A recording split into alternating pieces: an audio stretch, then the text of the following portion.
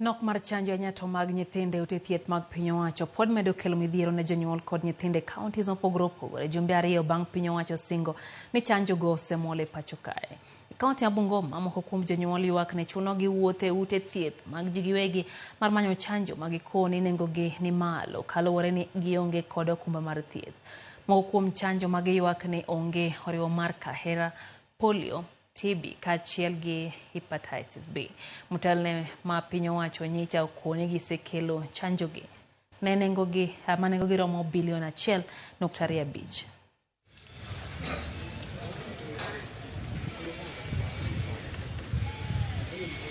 The problem we are having with the vaccines is that when we want to opt for the government, especially for the parents who don't have like covers or that financial capability to visit the private institution, when we go to public hospital for the vaccination, we are not able to get all the services that are needed. Sometimes you are able to get half of the vaccines, like KP.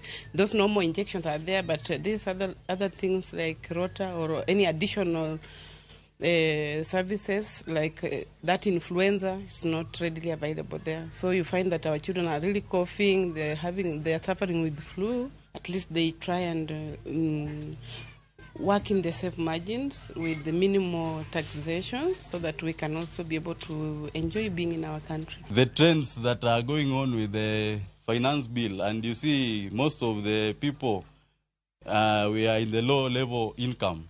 I think most of the people will be affected since there is no that income generating agents that will help them, since the taxes that are going to be imposed will lead to people not going to the facilities.